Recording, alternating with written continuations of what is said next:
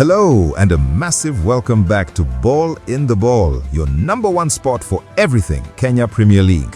We are diving head first into the mid-season cliffhanger that is absolutely everyone talking. Merry Christmas, everybody! You know, the players might be on a well-deserved break, but the K.P.L has left us all a little gift under the tree, one of the most exciting title races in years. So let's unwrap exactly how we got to this point. So yeah, the league is on a 2-week festive break, but don't let that quiet fool you for a second, because the battle at the top of the table, it is absolutely sizzling. It honestly could not be any tighter as we head into the new year. To really get how things got this intense, we've got to look back at those last few crucial results right before the break. These matches completely shuffled the deck at the top. I mean, just look at the drama right here in these scores. On December 23rd, you had AFC Leopards grinding out a huge 1-0 away win. But just 2 days before that, what happened? Gor Mahia stumbled, drawing 1-1 and dropping 2 absolutely vital points.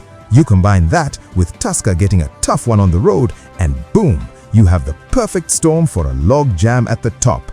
So with those results in the books, how did it all shake out in the standings? Let's take a closer look, because the numbers, well, they tell a story of a title race that is now completely, and I mean completely, wide open. And listen, this is not your typical 2-horse race, no way. Right now what we have is a genuine down-to-the-wire 3-way battle for that #1 spot. We've got 3 of the league's giants just locked in a dead heat. 24, that is the magic number. It's the number of points that our top 3 contenders are all sitting on right now. There is absolutely zero separation between them. It's unbelievable. And here it is, the full story. Right on the table, you see AFC Leopards, Tusker and Gor Mahia all tied on 24 points. But this is the crucial part. Look at the P column for games played. AFC Leopards and Gor Mahia have only played 13 games. Tusker, they played 15. That gives Ingwe and Kogalo 2 massive games in hand. And don't sleep on the teams below them. Shabana and Kenya Police are right there, just breathing down their necks, ready to pounce on any mistake. But you know, the story of this season isn't just about what happens in those 90 minutes. Oh no, there is a ton of drama happening off the field that's adding even more spice to this whole thing. And it has been some serious turbulence.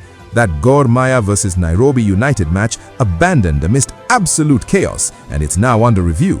On top of that, the Federation is looking into several refereeing performances, which could have huge implications. And as if that wasn't enough, Shabana is now protesting the relocation of their massive home game against Gor Mahia. It is all happening. While all this drama's unfolding, the stakes just got so much higher. Why? Because the league just landed a massive 1.12 billion shilling sponsorship deal. That changes everything. And here's exactly what they're all fighting for. Because of that new sponsorship, there's now a 20 million shilling prize pool for the top 3 clubs. All of a sudden, every single point isn't just about glory, it's about a huge financial payday. So let's recap. We've got a table that's tighter than ever, drama boiling over off the pitch, and a ton of money on the line. So what happens when the league returns in January? Well, it doesn't just return, it comes back with an absolute bang. The action kicks off again on January 9th, but you need to get your calendars out for these next 2 dates. On January 10th, it is a colossal clash. First place, AFC Leopards versus second place, Tusker, a direct battle for the top spot. Then, the very next day, third place, Gor Mahia takes on fourth place, Shabana. The entire title race could be turned on its head in a single weekend. What a way to kick off the new year. So that's the setup. Who do you think has the edge heading into 2026? Is it AFC Leopards with those games in hand? Or will Tusker or Gor Mahia make their big move? What's your take, fans? I really want to know. Drop a comment below and let's talk about it. Let's take a break. We will be right back.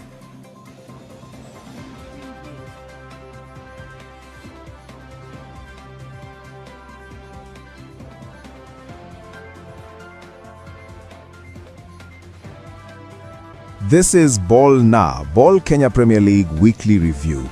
You know, with the season really starting to heat up, the title race has become a real pressure cooker, and it's given us 3 just incredible stories to unpack today. stories of belief, of burden, and of straight-up heartbreak. So let's dive right in. The pressure I'm talking about, it's not just about winning or losing, it runs deeper than that. It's about identity. We're watching one team completely reinvent itself, another one is struggling to live up to its own high standards, and a third is just being haunted by the same old ghost. Every single point matters now, and how these teams are handling the heat is what's going to define their entire season. First up, we've got to talk about the amazing comeback of KCB. Seriously, this is a team that has gone from being perennial underachievers to a genuine force. They are a real threat, a serious contender for the title. And that whole transformation really starts with the belief that's coming from their head coach, Coach Robert the Lion Matano. Now, when a coach with his winning track record says something like this, you have to sit up and pay attention. This isn't just talk, right? It's a declaration of war. And that feeling is spreading like wildfire through the entire club. Now, what's so fascinating here is the massive psychological shift this represents. For years, KCB has been the team of near misses, always flirting with success but never quite getting there, full of what-ifs. But Matano, he's basically treating all that past disappointment not as a weight, but as a lesson. They're not just hoping to do well anymore. They're prepared, they're focused, and they expect to win. So, what's the secret sauce here? Well, it's this blueprint, and it is perfectly designed for the K.P.L. In a league this physical and this fast, tactical discipline is a total game changer. It means they don't get pulled all over the place. The mental toughness he's drilled into them means they don't crumble when the pressure's on, which we see happen all the time in tight title races. You add in smart rotations to handle the crazy schedule and that core belief we just talked about, and what do you have? You have a formula for a champion. These are the guys making it all happen on the pitch. These are the pillars he's built his entire system on. And just look at the balance up top. Kevin Wanti isn't just scoring goals, he's the final piece of that tactical puzzle, the one who finishes the chances the system creates. In the middle, you've got Boniface Gomane, who brings that cool head and experience you need in those crucial moments. And then holding down the fort at the back, you've got Clyde Senakaji Hashi, the veteran general, making sure the defense stays locked tight. It's not just three good players, it's a solid spine that embodies the coach's entire philosophy. So, while KCB is on the way up, let's switch gears and look at the team already at the top of the mountain, Gor Mahia. Because being the league leader, well, that comes with a very different, very intense kind of pressure. This lays out their problem perfectly. On one hand, they're in the #1 spot, exactly where every other team wishes they were. But the problem is coming from within. It's a pattern of poor on-field decisions that's starting to cause some major concern, even from their own coaches. If you just look at the numbers on the surface, everything seems fine. 23 points from 12 matches, sitting pretty at the top. They even just broke a 3-match winless streak with a tight 1-0 win. But here's the catch. That win actually put a massive spotlight on the very problem they're dealing with. I mean, wow, this quote from their own assistant coach is just brutally honest, isn't it? It perfectly captures the team's struggle. See, this isn't about a lack of talent or a lack of effort. It's about tactical indiscipline. It's about failing to make the simple, correct play in the biggest moments of the game. Here's what that costs you. You're blowing clear chances to put games to bed. And when you do that, you let your opponents grow in confidence and hang around. That leads to unnecessary nail-biting pressure in the final minutes, and ultimately, you are just risking throwing away crucial points. You can't keep winning a title playing like that. Okay, now for our third story, we're going to shift focus to a totally different kind of battle. This isn't about the pressure of the title race, it's about the sheer frustration of a single, repeated weakness that is just derailing a team's entire season. Let's talk about the struggle of Ulinzi Stars. Their last loss to AFC Leopards tells you everything you need to know. First, they show real resilience. Their star striker Paul Koth gets them back in it. Then they come out and just completely dominate the entire second half, creating chance after chance, and then poof, heartbreak. A late goal conceded from a set piece, and all that hard work just goes down the drain. So here's the crucial thing. This loss wasn't because they got outplayed or because of bad tactics. In fact, they showed a lot of tactical improvement, but that familiar ghost, that one specific weakness they have came back to haunt them at the absolute worst possible moment. Man, you can just feel the coach's frustration in this quote. He knows exactly what the problem is. They've been working on it in training, drilling it over and over, but for some reason, they just can't seem to fix this recurring issue when it really matters on game day.